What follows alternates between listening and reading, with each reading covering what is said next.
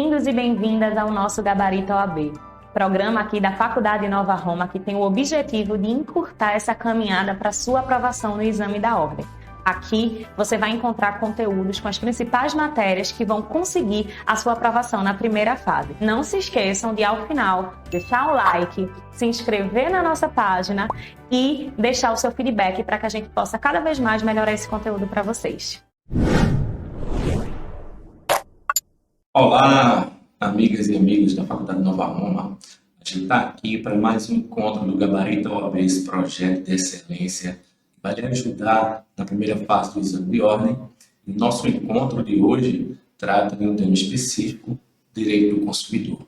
Temos encontros já de direito civil, direito processual civil, e agora a gente vai trabalhar a relação de consumo. Então, eu trouxe um material aqui bem didático para que a gente possa trabalhar nas horas seguintes e, logicamente, fiquem à vontade para me procurar na faculdade para que a gente possa esclarecer eventuais dúvidas.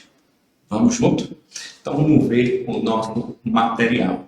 Vamos começar aí falando da relação jurídica de consumo. Olha aí, relação jurídica de consumo. A gente sabe que a relação jurídica, na verdade, ela é formada por sujeitos e objeto. Toda a relação jurídica ela terá sujeitos e objeto. A relação de consumo, especificamente, os sujeitos dessa relação são esses aqui que eu trouxe para vocês na apresentação. É o consumidor e o fornecedor. Ok? E o objeto da relação de consumo será sempre um produto, um serviço colocado no mercado. Então, o fornecedor ele vai trazer para o mercado um produto ou um serviço que será adquirido por esse outro sujeito da relação, que é o fornecedor. E aí, pessoal, o nosso Código de Defesa do Consumidor, ele traz o conceito dos elementos dessa relação jurídica, tratando de fornecedor, consumidor, produto, serviço, a partir do seu artigo 2º. O artigo 2º, na verdade, ele traz o conceito de consumidor, onde o legislador claramente estabelece que o consumidor é toda pessoa física ou jurídica que adquire ou utiliza o produto ou serviço com destinatário final. A partir desse conceito do artigo 2º, nós conseguimos compreender, no finalzinho do artigo 2º, destinatário final, que o nosso Código de Defesa do Consumidor ele aplica uma teoria específica para conceituar quem é o consumidor. E a gente chama essa teoria de teoria finalista. Por quê? Porque o consumidor é aquele que retira o produto ou serviço do mercado de consumo para sua própria utilização. Então, esse é o conceito geral do que seria um consumidor, aplicando a teoria finalista, que é aquela que está prevista na literalidade do artigo 2º do CDC. Vou colocar aqui para vocês o artigo 2º. Artigo 2º esse, que como eu falei, consumidor é toda pessoa física ou jurídica que adquire ou utiliza o produto ou serviço como destinatário final. E aí eu trouxe uma diferençazinha que vocês podem acompanhar aqui no meu material, que esse destinatário final, ele pode ser um destinatário fático ou um destinatário fático e econômico. O que seria o destinatário fático? O destinatário fático é aquele que retira o produto ou serviço do mercado de consumo apenas.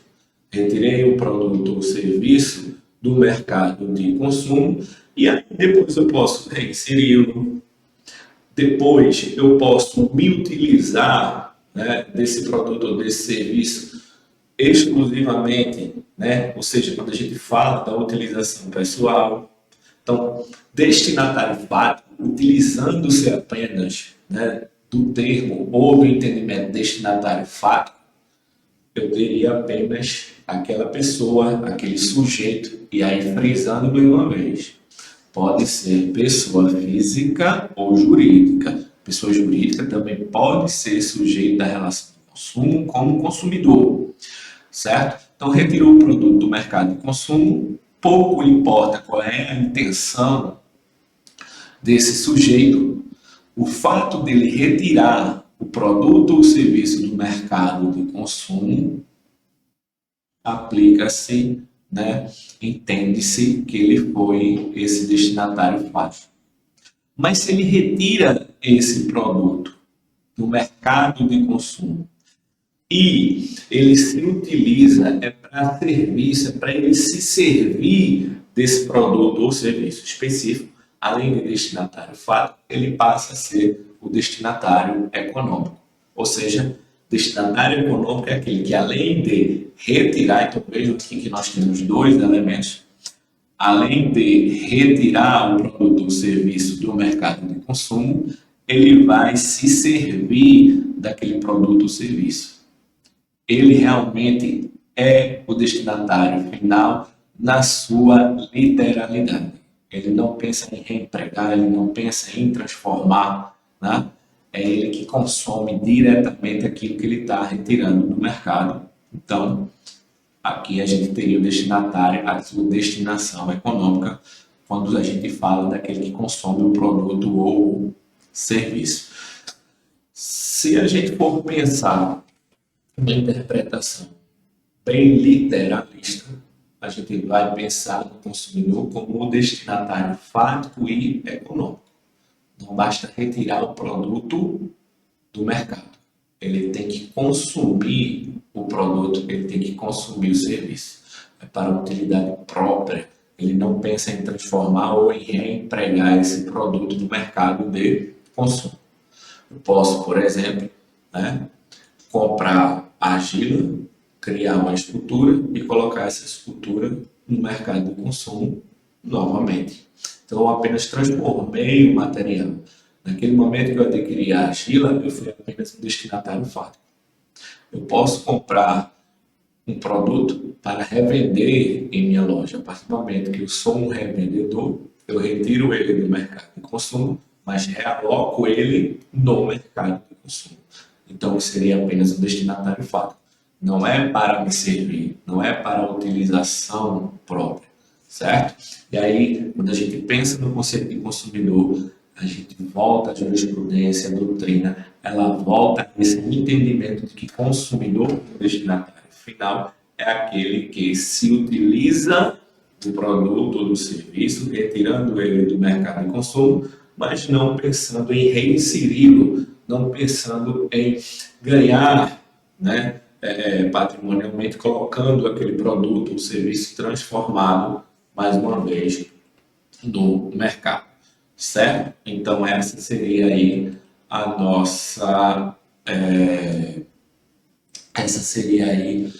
nossa diferença entre o destinatário final fático e o destinatário final fático e econômico. Então, quando a gente pensa na teoria finalista, que é a teoria que a gente aplica no CDC, tá? A gente pensa nela em uma teoria finalista mais estrita. Olha aqui, o consumidor, ele é o destinatário fático e econômico. Quando eu amplio muito o entendimento dessa teoria finalista, tá? Maximizo ela, é a teoria aqui maximalista, basta retirar o produto do mercado de consumo. E aí pouco importa se eu vou reinseri-lo ou não. Então, o artigo 2º do CDC, ele está se utilizando da teoria finalista própria em sentido estrito. Consumidor é o destinatário fático e econômico. A gente não aplica na legislação brasileira, a jurisprudência não adota, a doutrina traz a situação, mas não entende como sendo o conceito de consumidor no nosso sistema jurídico a teoria maximalista, certo? importante, né, frisar o seguinte ponto. Essa teoria finalista, ela é aceita principalmente em relação às pessoas jurídicas, quando essa pessoa jurídica que vai reinserir o produto, o produto ou serviço no mercado de consumo, ou vai se utilizar dele, mas dentro do ramo empresarial que ela desenvolve, se for verificada a vulnerabilidade dessa pessoa jurídica, a vulnerabilidade dessa pessoa física, como microempresário, empresário individual, verificada a vulnerabilidade, tá? E que ele é o destinatário final, ainda que não seja o destinatário final econômico, eu vou entender que essa pessoa jurídica, ela é sim consumidora. Então, para a gente entender a PJ como consumidor dentro de uma relação, eu tenho que somar que essa PJ é a destinatária final e que ela é parte vulnerável da relação jurídica. Então, ela é o elo mais fraco dessa relação jurídica. E aí o próprio STJ já utiliza, o próprio STJ de forma,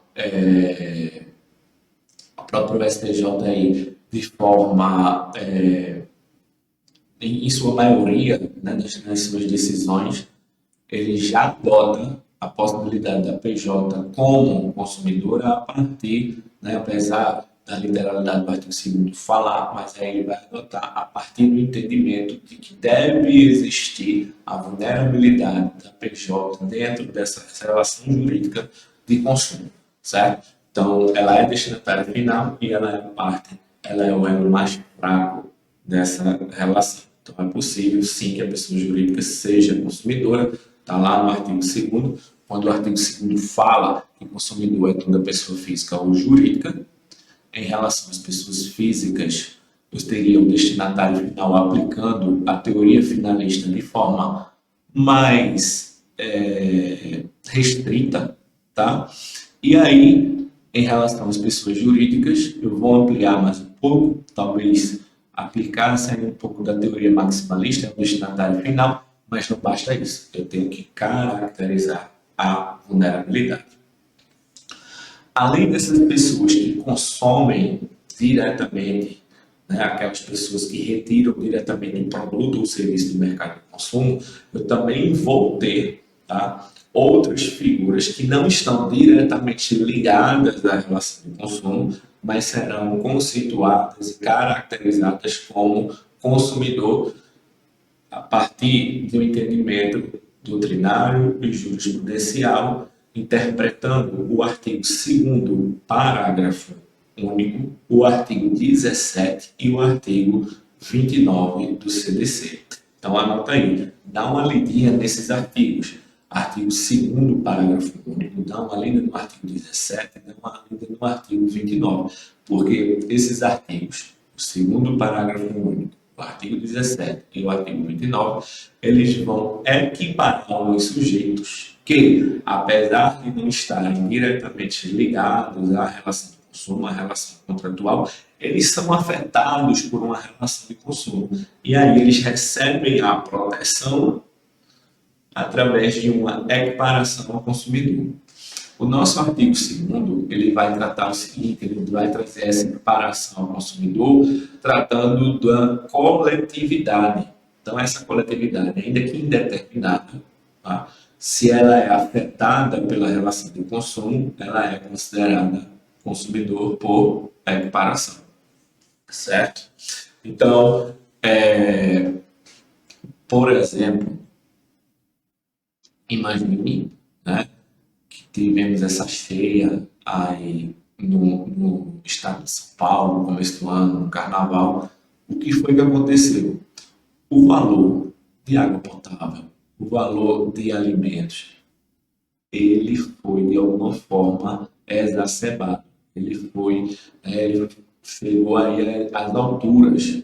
As pessoas estavam, os fornecedores estavam se aproveitando daquela situação e aí cobrando um valor, praticando uma lesão na relação de consumo, praticando um valor extremamente elevado para quem quisesse adquirir dentro daquele estado de necessidade, né?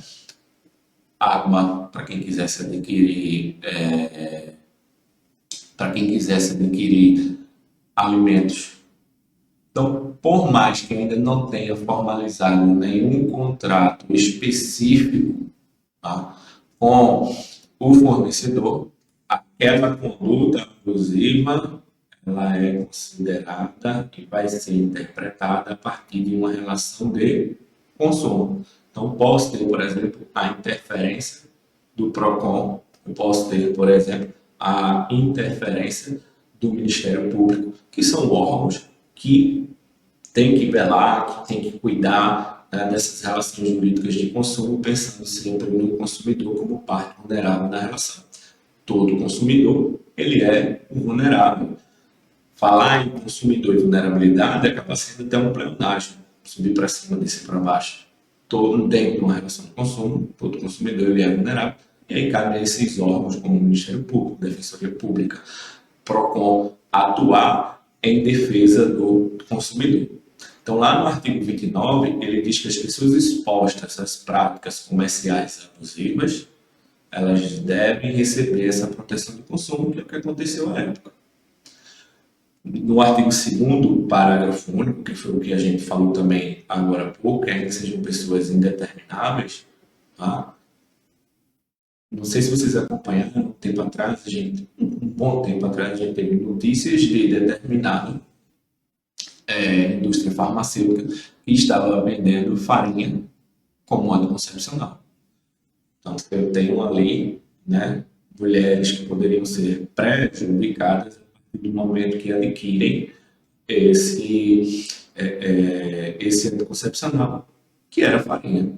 Então, elas são, ainda que não haja uma relação direta, ainda que elas não tenham comprado, né, esse anticoncepcional, que na verdade era farinha, como o parágrafo único do artigo 2º, ele diz que equipara-se a consumidor a coletividade de pessoas ainda que determinada e que haja intervindo na relação de consumo, então elas serão equiparadas e serão protegidas nessa relação. E lá no artigo 17, a gente tem as vítimas de acidente de consumo. Imagine que uma pessoa sofre um acidente aéreo e vem a óbito. Os familiares dessa vítima, né, do acidente aéreo, eles, de alguma forma, estão ligados ao contrato de consumo, aquela passagem que foi adquirida por aquele sujeito? Não. Mas isso afetou diretamente direitos personalíssimos dos familiares? Sim. Então, como eles foram afetados a partir de uma relação de consumo existente entre a vítima e a companhia aérea, eles serão tratados também como consumidores por equiparação. É o que a gente chama do consumidor bystander. Então, acompanhe aí, ó. No artigo 2º, parágrafo único, a coletividade que participa da relação de forma potencial, como, por exemplo, as mulheres específicas aí, né, ainda que indetermináveis, não vou dizer quem é a mulher que pode ser prejudicada, mas basta esse risco potencial, elas participarem de uma forma potencial ao adquirir um anticoncepcional como farinha, elas vão receber a proteção como se consumidoras fossem. As vítimas de acidente de consumo, artigo 17, e aquelas expostas a práticas comerciais abusivas, que foi o caso lá, né, de São Paulo. Lembra quando a gente teve aqui no Brasil como um todo a greve dos caminhoneiros? Então, na greve dos caminhoneiros, que foi que alguns postos de combustíveis aplicaram a lesão na relação de consumo, valor exacerbado, elevaram demais o valor.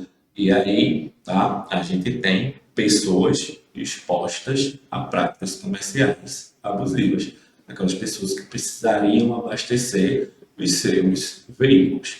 Então, consumidor bystander também justamente significa isso, significa essa separação, Então, são pessoas que não estão diretamente ligadas, ainda não há uma relação jurídica ali, elas não estão diretamente vinculadas ao contrato de consumo, mas de alguma forma elas podem ser prejudicadas. Então, foca aí nesse conceito de consumidor, não só o conceito a partir da teoria finalista ou da teoria finalista mitigada das pessoas jurídicas vulneráveis, mas também do consumidor por equiparação. E o fornecedor?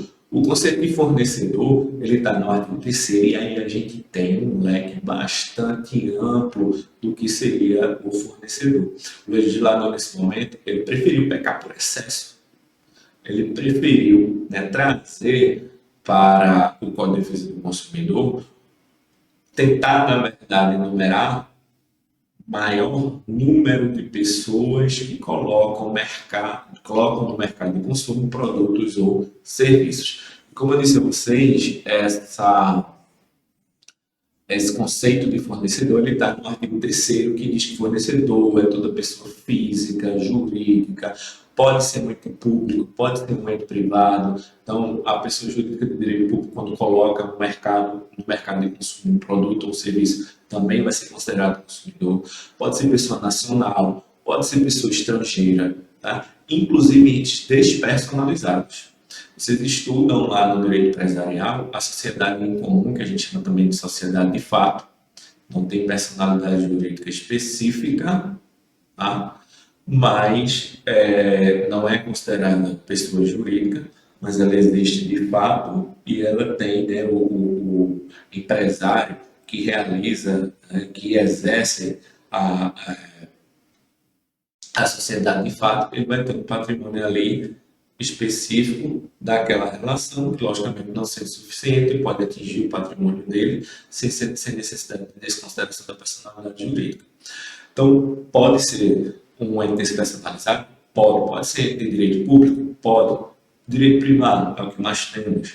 Tá? Pode ser pessoa nacional, estrangeira? Sim. Então, qualquer dessas pessoas, pode ser pessoa física?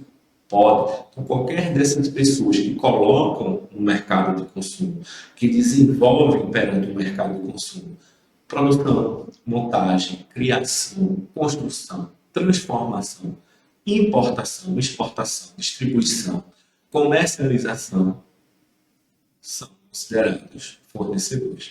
Então, dá uma leitinha aí, né, no artigo 3º, no caput do artigo 3º, que aí vocês vão ver o conceito amplo que o legislador trouxe a respeito do que seria, né, um fornecedor, um sujeito numa relação de consumo. E o objeto.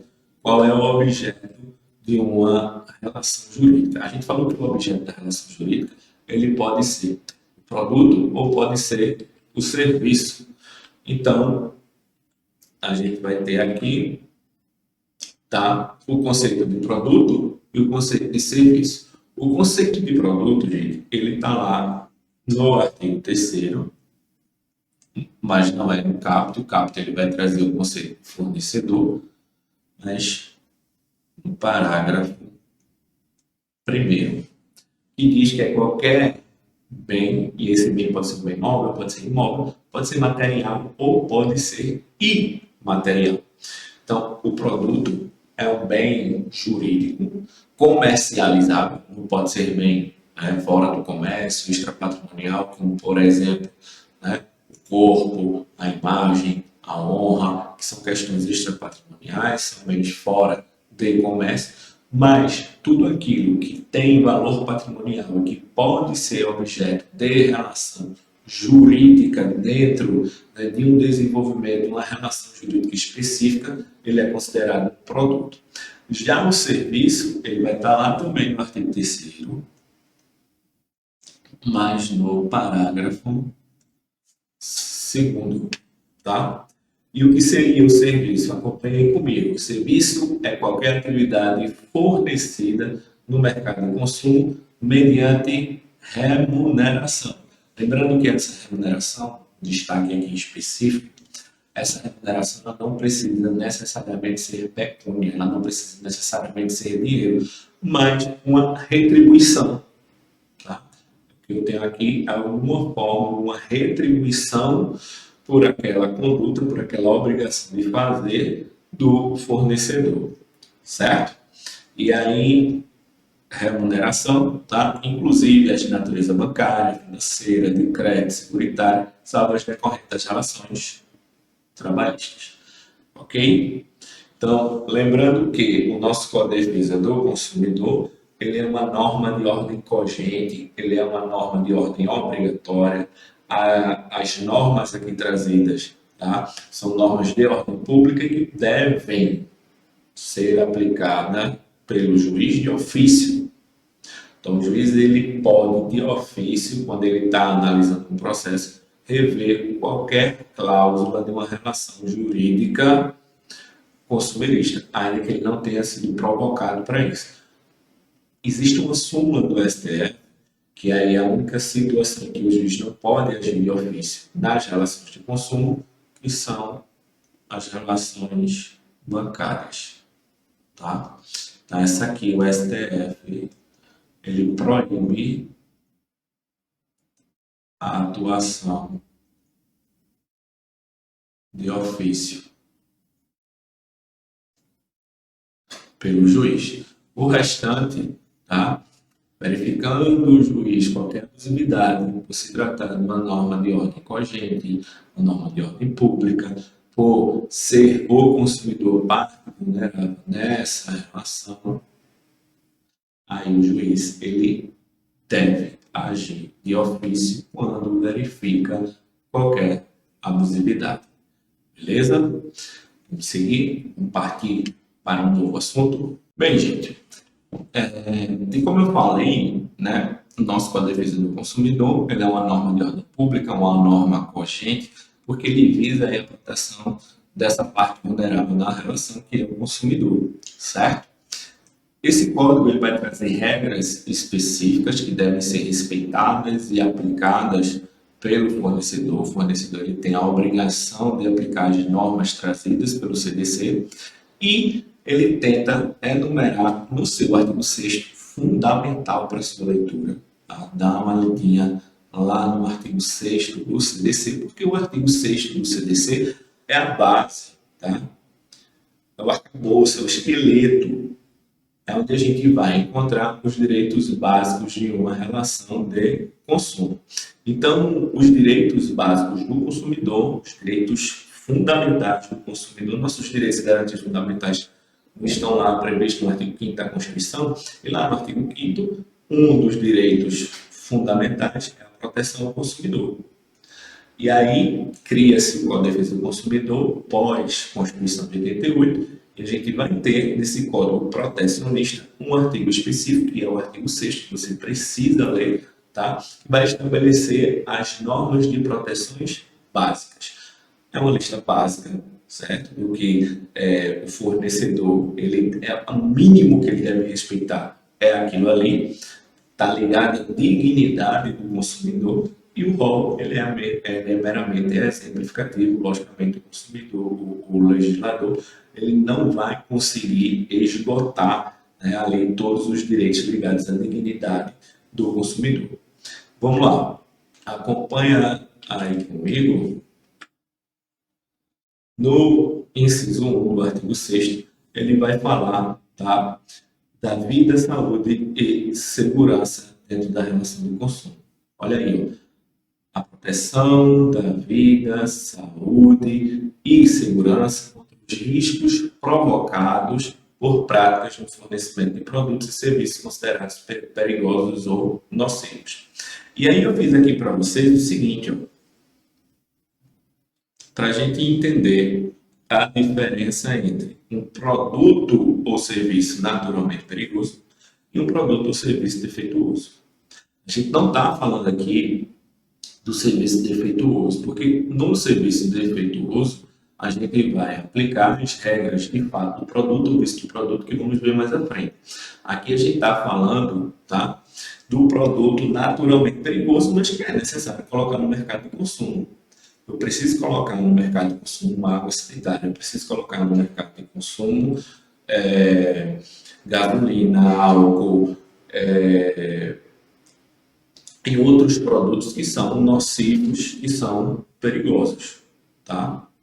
E aí, a importância, né, trazida aqui no inciso 1, ele se complementa a partir do artigo 8º, que diz que os produtos e serviços colocados no mercado de consumo não acarretarão riscos à saúde ou segurança dos consumidores, exceto os considerados normais e previsíveis em decorrência de sua natureza e fruição.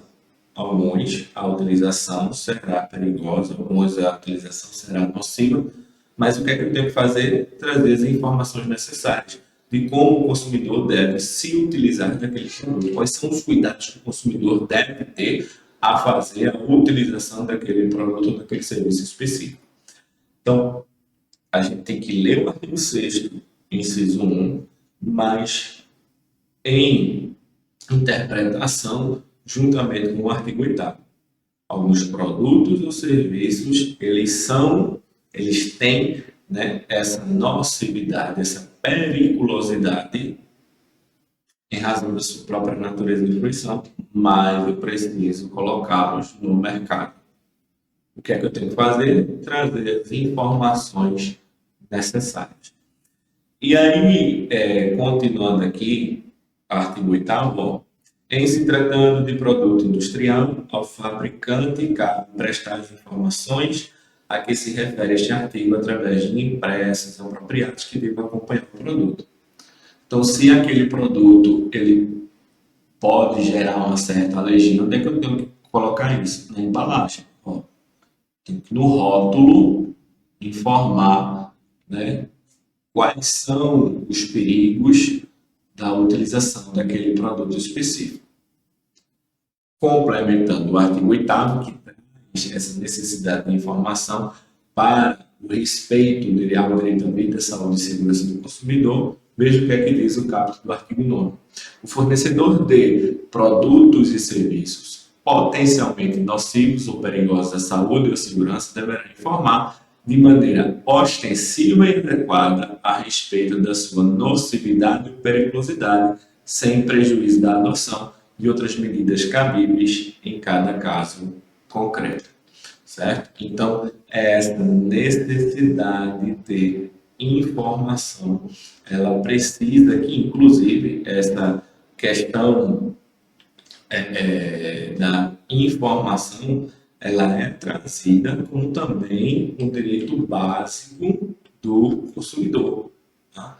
Então, veja aí o artigo 6º. Vamos lá aqui. Veja aí. O artigo 6º, no inciso 3 e no inciso 13, complementando o que a gente já viu no artigo 8, no artigo 9, no inciso 1 do artigo 6º, essa necessidade de informação clara e precisa. Ao inciso 3, a informação adequada e clara sobre os diferentes produtos e serviços com especificação correta de quantidade, característica, composição, qualidade, tributos, incidentes e preço, bem como sobre os riscos que apresentam. O 13, a informação acerca dos preços dos produtos por unidade de medida, tal como por quilo, litro, por metro ou por outra unidade, conforme o caso. Então, a informação ela não se restringe, verifiquem aí, a questão da utilização e da possibilidade de periculosidade, né, de nocividade do produto, mas também entender como aquele produto é composto, como ele foi medido, por que se chegou àquele preço específico. Então, isso está, logicamente, ligado, né, fazendo um link aí, está ligado ao direito da informação. Ok? Outro direito fundamental que está lá no inciso 2 é a educação. E aí, essa educação de forma clara, essa educação através da divulgação, né, seria um consumo adequado do produto ou do serviço, porque essa educação, ela liga ela faz um link a outro direito básico do consumidor, que é a liberdade de escolha. Quanto mais informação eu tenho, quanto mais eu sou educado dentro da relação de consumo, mais eu tenho a liberdade de escolha e mais eu vou ter uma tentativa de paridade na igualdade de contratação, certo? Então, seria outro direito básico aí do consumidor.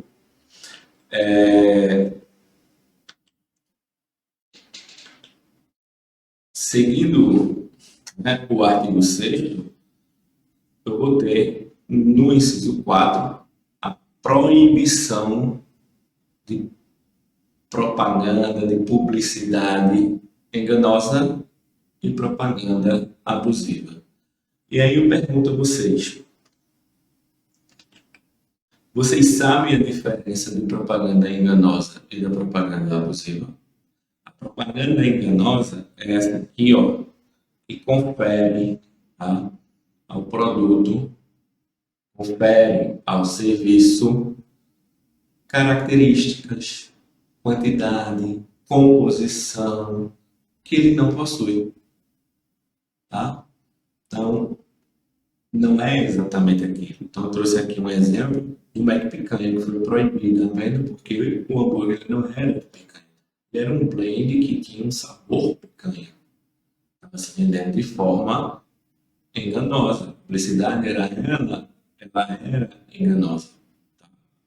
E aí, o PROCON do Distrito Federal de Brasília ingressaram com ações específicas e o produto foi proibido por violar o artigo 6º, inciso 4 do CDC, publicidade enganosa. Já abusiva é essa aqui, ó, é aquela que é preconceituosa, que fere a dignidade do indivíduo. Então, a gente tem uma propaganda aí abusiva da Devassa. É pelo corpo que se reconhece a verdadeira negra. Devassa negra. Tá? E aí, o que é que eu estou fazendo aqui? Estou sendo abusivo, estou sendo desrespeitoso, seja na questão de gênero, seja na questão de etnia. Tá? Então, propaganda abusiva é a desrespeitosa. Propaganda enganosa é aquela que confere ao produto ou serviço características que o produto ou serviço não possui, na tentativa de angariar o consumidor na aquisição daquele objeto. Artigo 6º ainda, no seu inciso 5, ele traz uma possibilidade de modificação de cláusulas contratuais na relação de consumo. Então, a revisão do contrato de consumo, ela é uma revisão mais fácil do que a revisão de um contrato civil. Eu entendo que na relação consumerista ela já começa dispare. Já existe uma diferença ali, né, entre o consumidor e o fornecedor, porque o consumidor é parte vulnerável. Seja essa vulnerabilidade técnica, seja essa vulnerabilidade científica, seja essa vulnerabilidade econômica. Então, em razão disso, eu vou facilitar a revisão contratual. Porque muitas vezes o consumidor ele é colocado como necessitado a formalizar aquele contrato, porque ele precisa do produto, do serviço final que está sendo oferecido. Então, acompanhando aí, vejam, né, o artigo 6º, inciso 5, são direitos básicos do consumidor, a modificação das cláusulas contratuais que estabeleçam prestações desproporcionais por sua revisão em razão de fatos supervenientes que as tornarem excessivamente onerosas. Então, a gente vê aí uma certa facilitação nessa revisão, né, nessa modificação do contrato. Lembrando que nas relações contratuais de consumo, havendo cláusula abusiva, mesmo será considerada nula, eu não preciso declarar a nulidade do contrato por inteiro, a não ser que ela afete toda a relação contratual. Outro direito básico do consumidor é a prevenção de dano, a prevenção de riscos. Então, ó, a efetiva prevenção e reparação de danos patrimoniais, morais, individuais, coletivos e difusos. O que a gente busca primeiro é sempre a prevenção. Então, a campanha ela deve ser sempre educativa. Não havendo prevenção, então eu posso pleitear a reparação.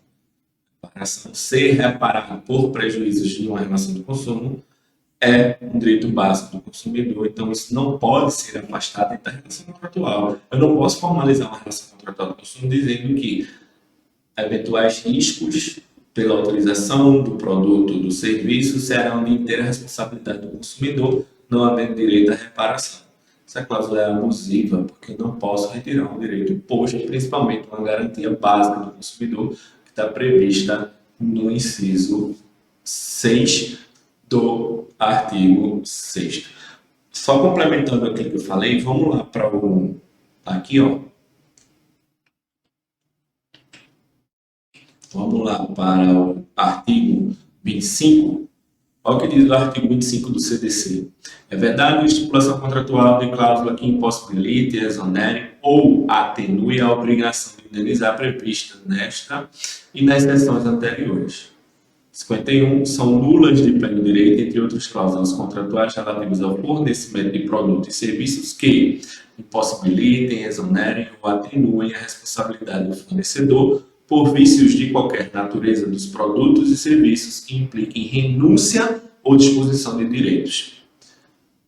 Nas relações de consumo entre fornecedor e consumidor, pessoa jurídica, a indenização poderá ser limitada em situações justificáveis. Então, a gente vê aí, né, o direito básico do consumidor, o direito de ser, né, indenizado. Beleza? E aí, falando, né, trazendo essa questão, já fazendo um link, a gente entende não, na verdade, o legislador traz isso, que todo contrato de consumo, ele é um contrato em regra de adesão. Enquanto lá no direito civil, no direito empresarial, a presunção é de paridade entre as partes na relação de consumo e que o contrato ele foi discutido pelas partes, na relação civil, desculpa, e que ele foi discutido pelas partes, na relação de consumo, a ideia, a presunção é de que o contrato ele é de adesão que foi posto pelo fornecedor, no qual o consumidor ele é um mero aderente.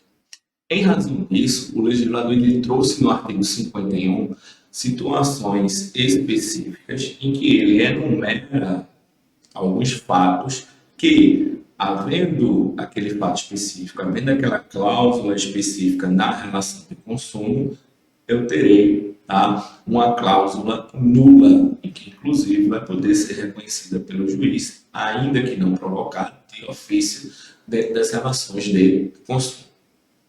Vamos dar uma relembrada aí no artigo 51, vem comigo aqui. Então, no artigo 51, tá, eu tenho algumas situações onde eu vou entender que se a cláusula existe, ela é cláusula nula. No inciso 1, tá, ele diz que vai ser considerada nula de pleno direito a cláusula que de alguma forma, né, impossibilite, exonere ou atenue a responsabilidade do fornecedor por vícios de qualquer natureza dos produtos ou serviços ou que impliquem a renúncia ou a disposição de direitos. Nas relações de consumo entre fornecedor e consumidor, pessoa jurídica, a indenização poderá ser limitada em situações justificáveis. É o que a gente leu agora há pouco. Então, tá lá, né? O lojista, você compra um produto e o lojista diz o seguinte: olha, aqui a garantia ela é de 7 dias. A garantia legal de um produto durável é de 90. É o que diz a lei. Certo? Então, ele não pode diminuir isso. Então, a garantia ela é de 90 dias, a garantia legal. Certo? Se ele está te dando 7 dias, é porque, na verdade, você vai ter 97. 7 da garantia, 90 da garantia legal e 7 da garantia contratual. Elas se somam. ok? Então, ele não pode diminuir isso aí.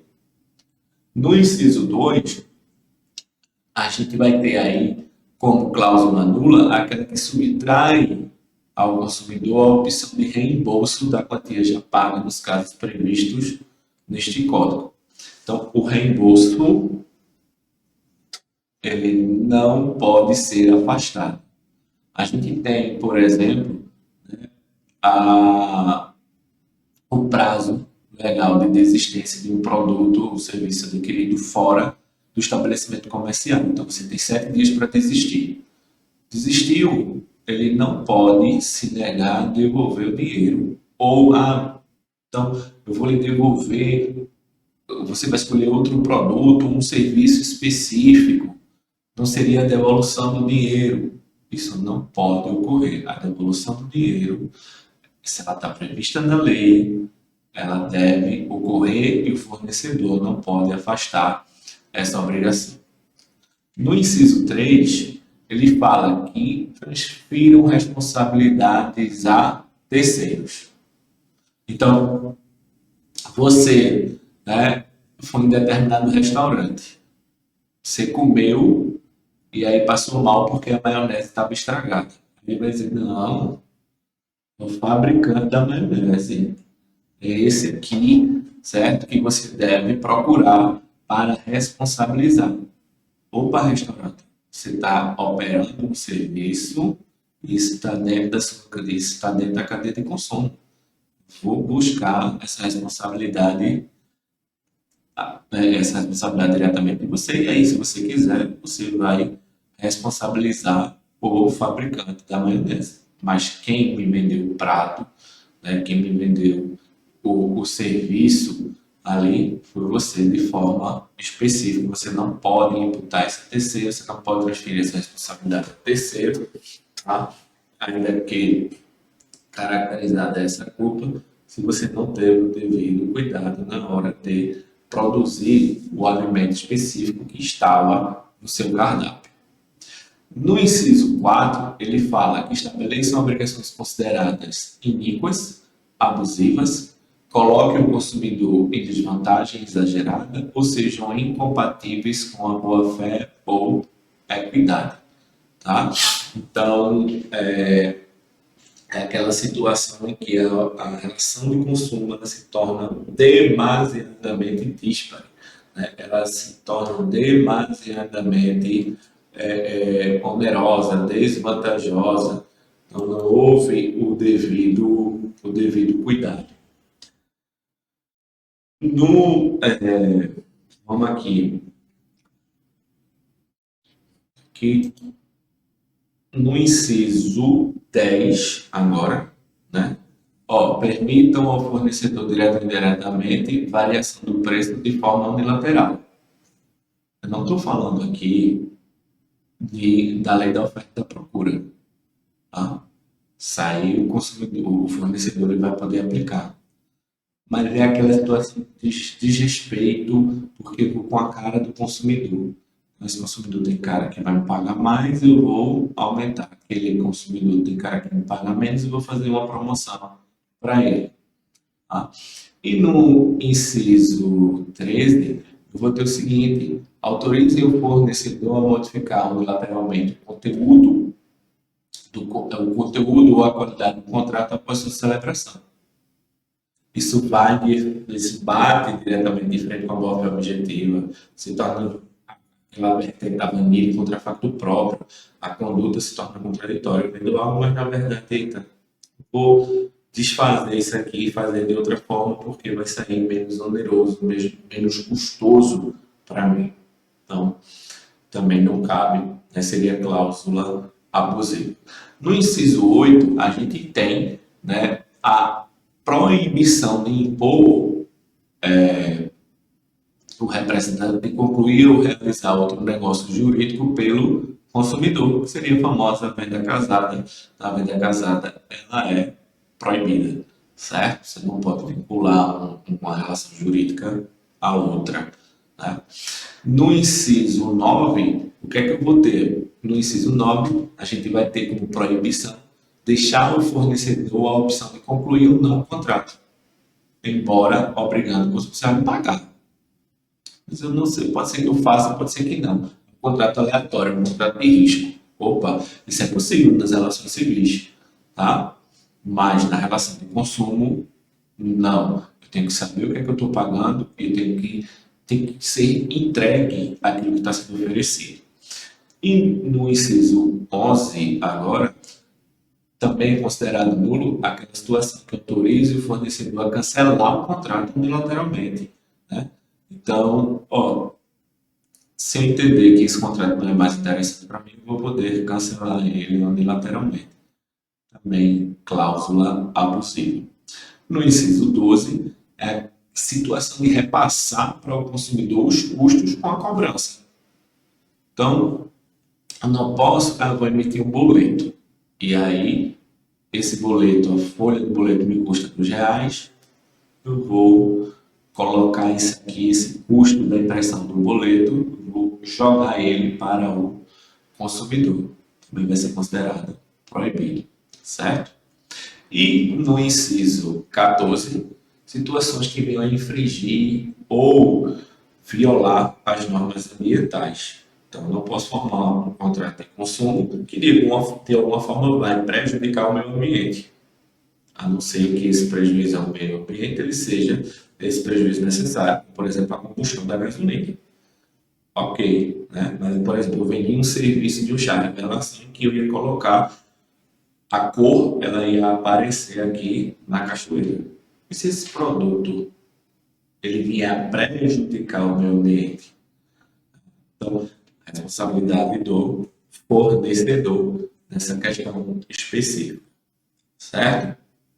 Como eu falei para vocês, compras realizadas ou contratos realizados fora do estabelecimento comercial, existe prazo para desistir do contrato? Sim, 7 dias, tá? Então, 7 dias para desistir do contrato que eu formalizo fora do mercado de consumo, do estabelecimento de consumo, e eu não preciso justificar o motivo da desistência. É um direito potestativo do consumidor que está previsto no artigo 49. Então, no artigo 49, o consumidor ele pode sim desistir do contrato, prazo de 7 dias, ou da assinatura ou do recebimento do produto ou serviço, sempre que essa contratação ela ocorrer fora do estabelecimento comercial. E aí pode ser por WhatsApp, pode ser por telefone, pode ser por e-mail, pode ser por revista, tá? E nesses casos cabe essa desistência unilateral pelo consumidor e ele não precisa de motivo específico para tanto. Se o contrato ele for por um de outorga de crédito, então, um contrato lá de adesão que eu estou formalizando com o banco para financiamento.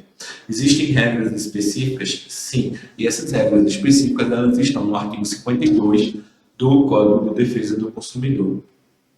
Vejam aí o artigo 52, dos contratos de outorga de crédito. O que é que tem que ocorrer?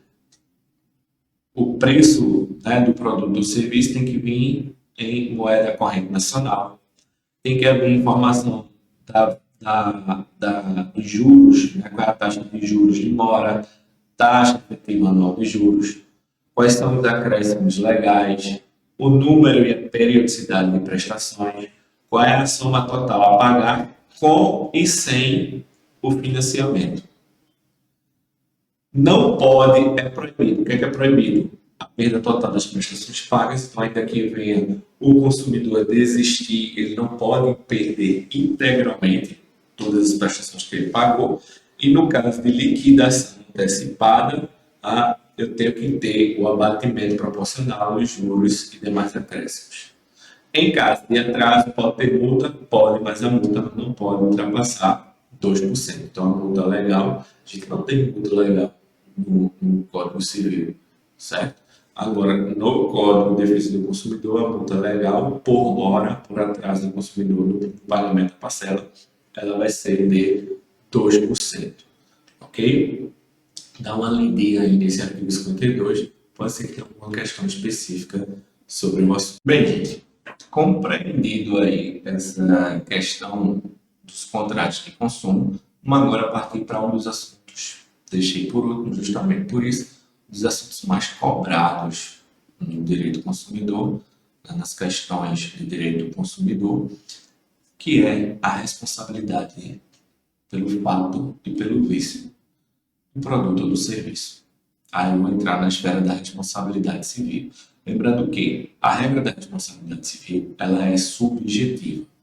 Então, a responsabilidade civil para ocorrer o direito, né, de reclamar uma reparação, eu tenho que somar conduta culposa ligada, que é a nexo causalidade, a um dano. Dano que pode ser de ordem existencial, patrimonial, moral, perda de uma chance. Também a gente tem aí o dano estético, pode acumular todos esses. Então, conduta culposa, nexo causal, e a gente vai ter também o dano. Lembrando que a culpa no direito civil, ela é lato sensu, envolve a culpa estrito sensu, conduta com imprudência, imperícia, tá? E negligência, e também o dolo. Está tudo num barco só, que a gente chama de culpa no direito civil. Isso é a responsabilidade civil subjetiva, regra lá no direito civil, no direito empresarial. Nas relações de consumo, o que é que a gente tem? Responsabilidade civil objetiva. Conduta, nexo causal, dano. Eu não vou me debruçar, o juiz ele não se debruça sobre o evento culpabilidade. O juiz ele só vai precisar analisar culpa se estiver falando, tá, da responsabilidade pelo serviço praticado pelo profissional liberal.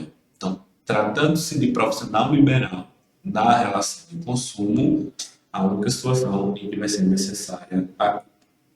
Então, a responsabilidade civil, nas relações de consumo, ela se divide em responsabilidade civil pelo fato e responsabilidade civil pelo vício. Qual é a diferença de uma para outra? A responsabilidade civil pelo fato, ela está ligada diretamente a situações que venham a colocar o consumidor em risco, havendo risco para o consumidor, fato e produto ou serviço. Agora, se não houve risco para o consumidor e o produto ou serviço apresentou um defeito, então eu vou ter o quê? Um vício, certo? Vício, simples defeito. Pôs em risco o consumidor, então, fato. Vício, defeito, risco, fato. Vício, defeito, risco, fato. Ok? E o fato, na relação de consumo, o fato do produto, o Código de Defesa do Consumidor começa falando sobre o fato do produto, que está lá no artigo 12, vejam aí. No próximo slide, artigo 12, né? Onde ele responsabiliza pelo fato do produto fabricante, produtor, construtor e importador. Então, tem aí uma responsabilidade solidária destes, tá? Porque o artigo 12 ele diz que o fabricante, produtor, construtor e importador, tá?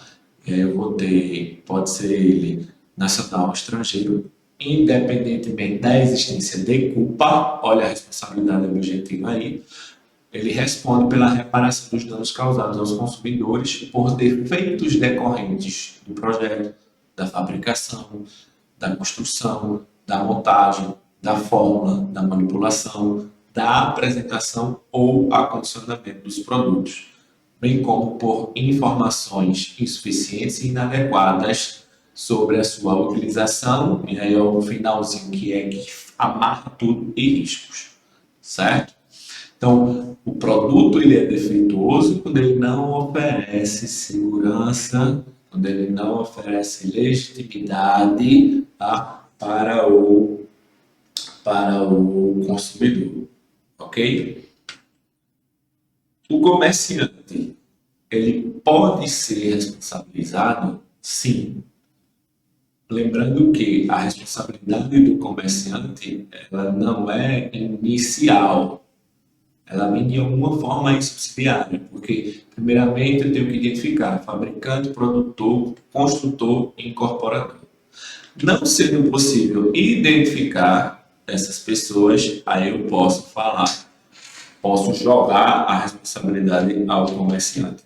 ou quando se trata de produto perecível e ele não conserva adequadamente. Então, veja, quando eu não consigo identificar, ó, aqui, ó, fabricante, construtor, produtor, importador, tá? Então, se ele não pode ser identificado, não há uma clareza de quem são essas pessoas, eu posso trazer a responsabilidade para o comerciante no fato do produto, certo? E se o produto ele é perecível, não há, né, uma apresentação, não há uma conservação específica, aí eu vou ter, tá, a responsabilidade do comerciante. Então, aquele supermercado colocou o presunto à venda, mas não de forma adequada, e o presunto estragou. Aí eu tenho a responsabilidade do comerciante. Eu vendi um produto, mas eu não consigo identificar, não é de fácil identificação quem é o fabricante e o produto apresentou um risco ao consumidor. Aí sim, né, eu não conseguindo identificar quem é o fabricante ou o construtor, eu posso responsabilizar o comerciante, tá? É, lembrando, e aí é importante trazer, tem uma linha no artigo 2, parágrafo 2º, porque o legislador traz um destaque especial quando se fala, né, de um produto de melhor qualidade que vai ser colocado no mercado. Então, eu tenho um celular de marca X.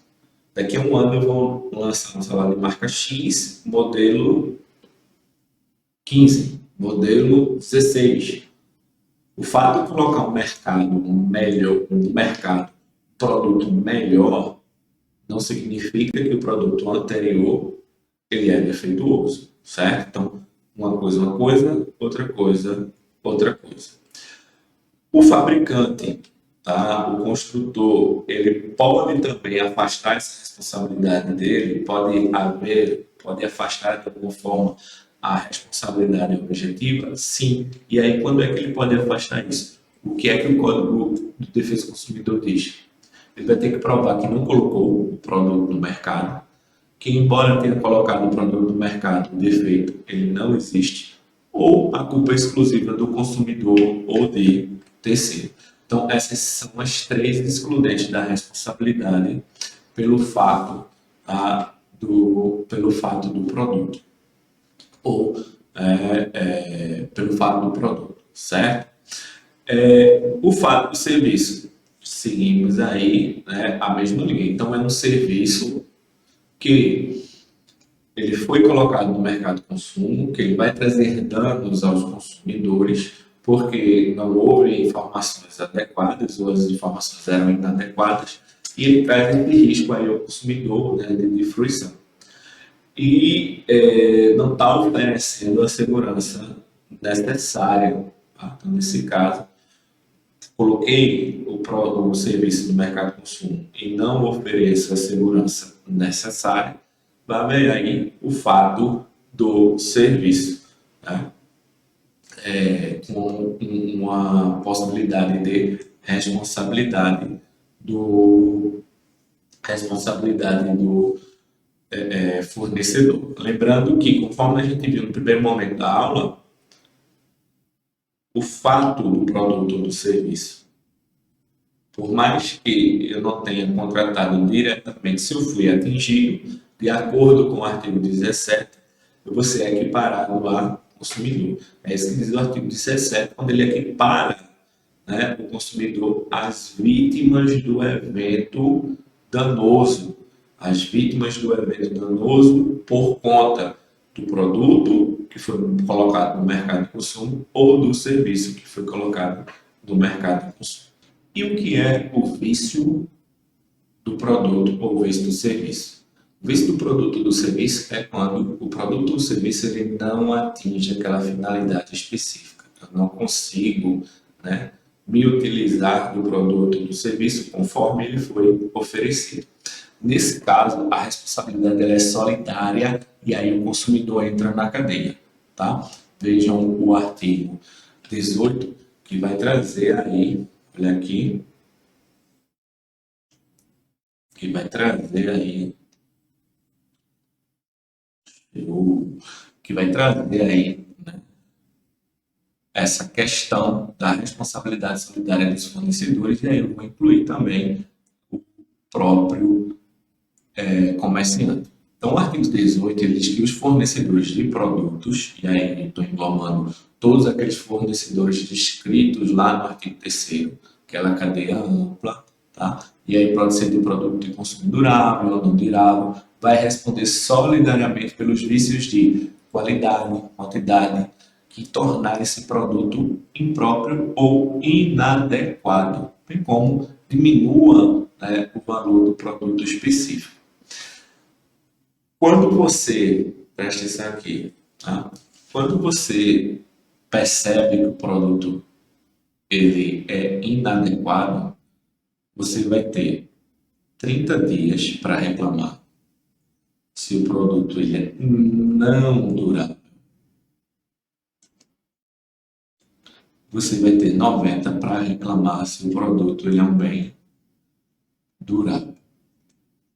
Reclamou, aí você vai fazer essa reclamação, pode ser o comerciante, pode ser o fabricante, pode ser o importador, responsabilidade solidária.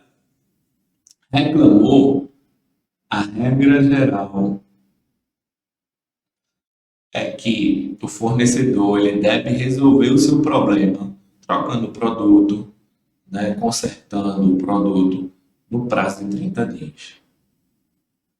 Esse prazo de 30 dias é o prazo legal geral.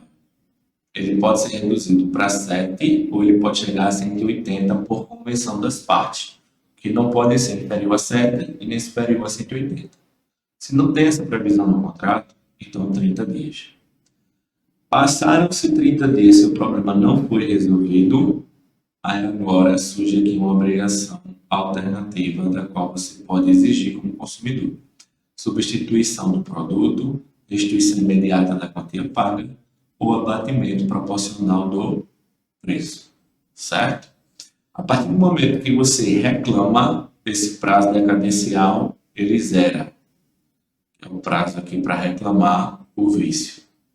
E ele só volta a contar novamente a partir de uma resposta efetiva do fornecedor. Enquanto não houver resposta, o seu prazo decadencial ele está zerado. Passou 30 dias, você já pode reclamar qualquer dessas situações aqui. Passou 30 dias, ele respondeu, mas não solucionou, começa a contar novamente o seu prazo decadencial e você vai poder ajuizar a ação, buscando aqui a opção, ela é do consumidor. O consumidor é quem vai aqui escolher, tá? Qual vai ser qual vai ser a solução, né, que ele vai aplicar ao caso. Restituição do valor, abatimento do preço ou a troca do produto. Se a questão é porque o produto ele é inferior às condições que estão indicadas no expediente, aí você pode pedir o abatimento do preço, a complementação do peso ou da medida, a restituição da quantia paga. Então, se aproxima muito aí a situação. E se o vício é do serviço, o que é que eu posso reclamar? Se o vício é do serviço, vamos lá. Você vai poder reclamar a reexecução do serviço, e aí sem custo adicional, a restituição da quantia paga, mais eventuais perdas e danos, ou o abatimento proporcional do preço. Tá? Lembrando aí que o serviço ele é considerado viciado, ou seja, há um vício no serviço, quando o fornecedor ele não entrega aquilo que foi contratado. Há uma disparidade entre o que foi oferecido, né, e o que realmente foi entregue ao fornecedor. Ok? Então, vou disponibilizar aí um questionáriozinho para vocês, 10 questões voltadas para a OAB, para que vocês possam responder, e eu fico à disposição para eventuais dúvidas. Até nosso próximo encontro, em outro momento de Gabarita OAB. Forte abraço, pessoal. Contem comigo. E aí, gostaram da aula? Se sim, deixa aqui o seu like. Não esqueça de deixar o seu feedback nos comentários e ativar o sininho para receber todas as notificações. E também para estar atenado em todas as informações do Gabarito AB, siga a Faculdade Nova Roma nas redes sociais.